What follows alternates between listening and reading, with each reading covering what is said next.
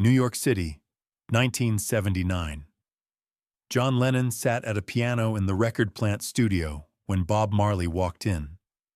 What should have been a historic meeting between two legends became a confrontation that would leave one of the greatest songwriters in history crying on the floor. The moment John Lennon told Bob Marley, "You're not a real artist," he had no idea what was about to hit him. If you love discovering the untold stories behind music's most incredible moments, hit that subscribe button. The meeting wasn't planned. Bob was in New York recording Survival, his most politically charged album. Lennon was working on demos for what would become Double Fantasy. They were both booked at the record plant. Different studios, different sessions. But the universe had other plans. Bob took a break around 11 p.m., walked into the common lounge area looking for coffee. John Lennon was already there, sitting at the piano, playing random chords. He looked up when Bob entered. "Bob Marley," Lennon said, his Liverpool accent still thick despite years in America. "The reggae king himself," Bob smiled. "John Lennon, the Beatle." "Former Beatle," Lennon corrected. "That life is dead. I'm trying to do real music now." There was something in Lennon's tone, an edge, a superiority. Bob felt it immediately, but said nothing. He poured his coffee and started to leave. "You know what your problem is, Bob?" Lennon said. Bob stopped, turned around. "What's that, John?" "Your music is too simple. One love, one heart, get together, feel all right. It's nursery rhyme stuff. You're not a real artist. You're a slogan maker." The room went silent. Bob's producer, who'd followed him into the lounge, tensed. Nobody talked to Bob Marley like that. But Bob just smiled. A gentle, knowing smile. "You think so?" Bob asked quietly. "I know so," Lennon said, gaining confidence. "Real artistry requires complexity, depth, intellectual substance. Your music is surface level. It's protest music for people who don't want to think too hard."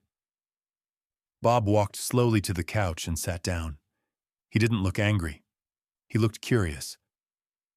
"Tell me more, John." Lennon, misreading Bob's calm as invitation, continued. "Look at what I've done. Imagine. Working class hero. Give peace a chance. These are songs that make people think, that challenge systems, that operate on multiple levels. Your stuff?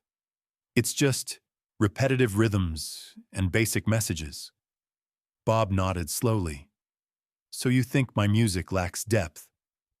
"I'm saying it lacks artistry," Lennon said. "There's a difference between being popular and being an artist. You're popular. I'm an artist." The other people in the lounge couldn't believe what they were hearing. John Lennon, legendary though he was disrespecting Bob Marley to his face. Bob's band members started to stand up, but Bob raised his hand slightly. They sat back down. "John," Bob said, his voice still calm, "would you play something for me?" Lennon looked surprised. "What?" "Play me one of your songs.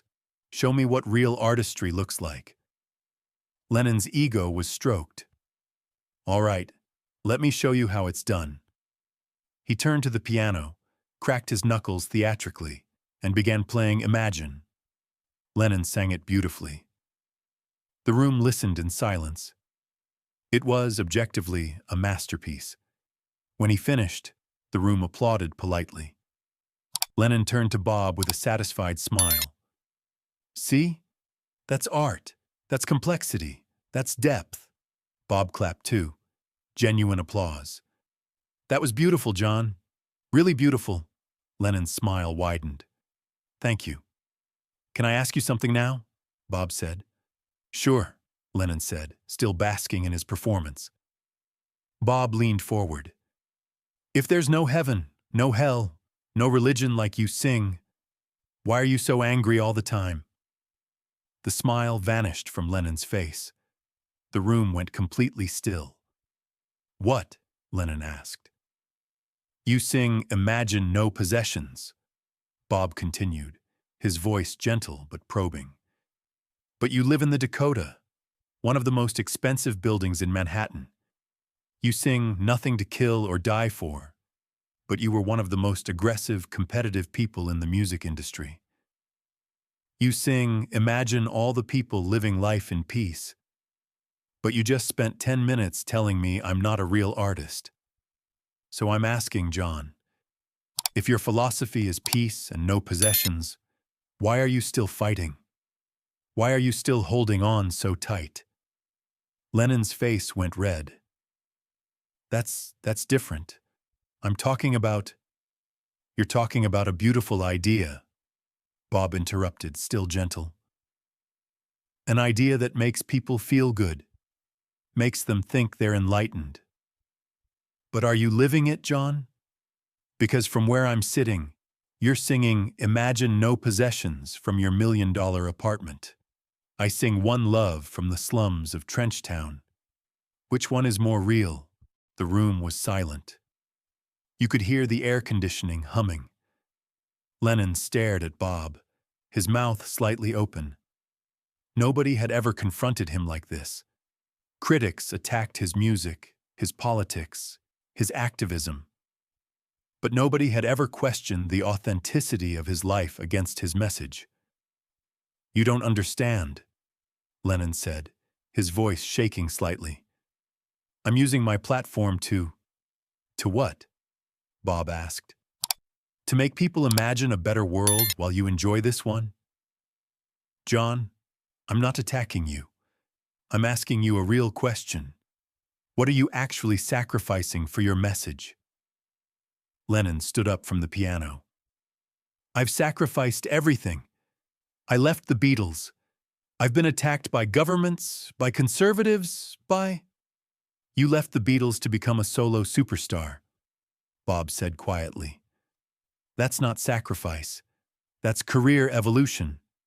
Sacrifice is singing truth when it costs you everything. Sacrifice is choosing prison over silence. Sacrifice is standing with the oppressed when it would be easier to stand with the powerful." Lennon's hands were shaking now. "You don't know what I've been through." "You're right," Bob agreed. "I don't. Just like you don't know what I've been through. But the difference is, I'm not claiming my music is deeper than yours. You came at me with superiority, John. So I'm asking you to back it up. Not with complexity. Not with clever lyrics. With life. Show me how your life reflects your art." There was a long silence. Lennon looked around the room, at the faces watching him, then back at Bob. This is bullshit," Lennon said, but his voice cracked. "You're twisting my words." "No," Bob said, standing up now. "I'm holding you to your words. You said I'm not a real artist because my message is simple. But John, truth is simple. Love is simple. Freedom is simple. What's complex is ego. What's complex is trying to sound profound while living comfortably. That's the real complexity." Lennon sat back down on the piano bench, his arrogance completely deflated. Bob walked over and sat beside him. "Can I tell you something?" Bob asked. Lennon didn't respond, just stared at the piano keys. Bob continued anyway. "Your music moved me. Imagine is beautiful. It really is. But it's a dream, John. A wonderful, peaceful dream. My music? It's not a dream.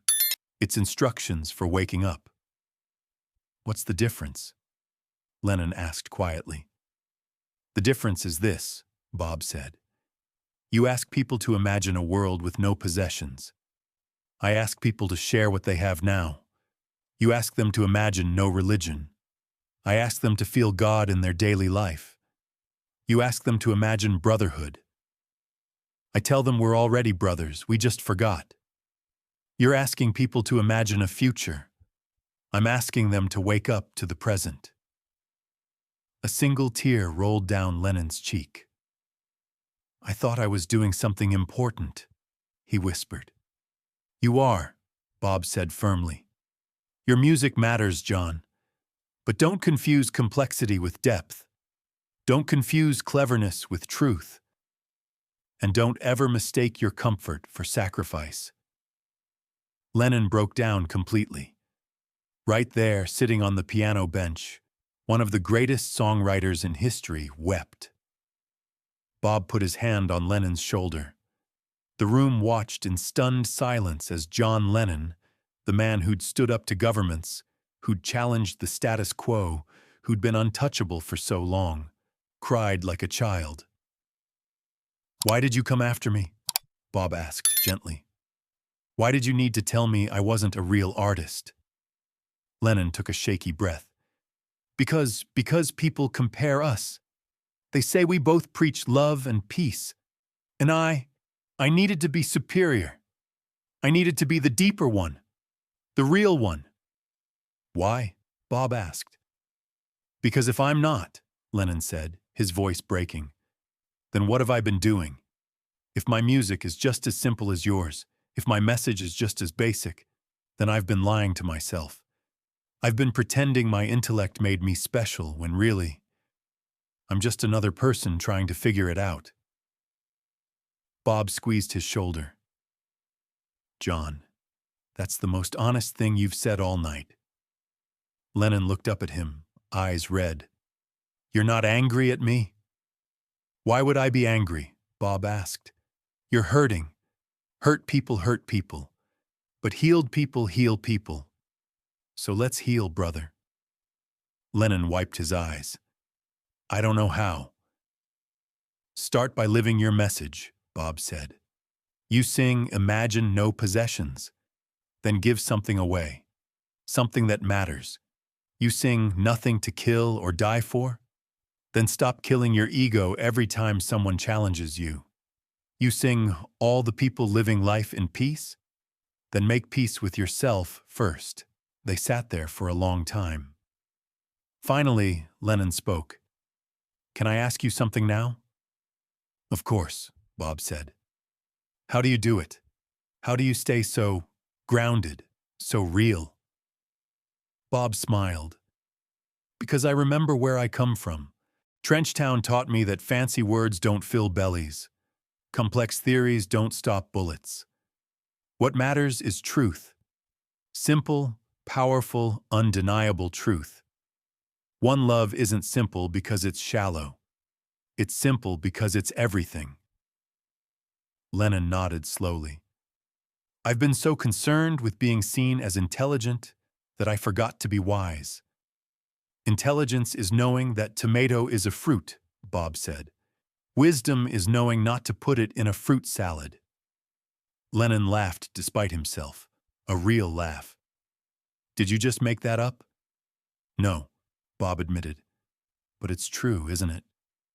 They sat together for another hour, not as competitors, not as egos clashing, as two men both trying to use music to change the world, both learning from each other. Lennon asked Bob about Jamaica, about Rastafari, about how Bob maintained his spirituality in an industry designed to corrupt it. Bob asked Lennon about the Beatles, about fame, about what it felt like to go from the top of the world to trying to find himself again. At around 2 a.m., they finally stood up. Lennon extended his hand. Bob took it, then pulled him into a hug. Thank you, Lennon said. For what? For not letting me get away with my bullshit. Bob laughed. That's what brothers do. As Bob walked toward the door, Lennon called out, Bob? Bob turned. You were right, Lennon said. About all of it. I've been hiding behind complexity because simplicity terrifies me. If the truth is simple, then I can't make excuses. I can't intellectualize my way out of actually living it. So what are you going to do? Bob asked. Lennon looked at the piano, then back at Bob. I'm going to try. I'm going to actually try to live what I sing. Not just imagine it, not just dream it, live it. Bob smiled. That's all any of us can do, brother. Try. The next day, Lennon called Yoko. He told her about the conversation. Yoko later said that meeting with Bob was one of the turning points in John's final year. He started simplifying his life, focusing more on Sean, spending less energy on proving his intellectual superiority and more on just being present. When Bob died in 1981, Lennon had been dead for 7 months. They never met again after that night. But Lennon had told friends that Bob Marley taught him more in 2 hours than he'd learned in 20 years of fame. Bob didn't debate me, Lennon said. He didn't argue philosophy. He just held up a mirror and made me look at myself. And what I saw wasn't pretty, but it was real. And real is what I needed. Years later, people who were in that studio that night still talk about it. Bob's producer said, "I watched Bob dismantle one of the biggest egos in music history without raising his voice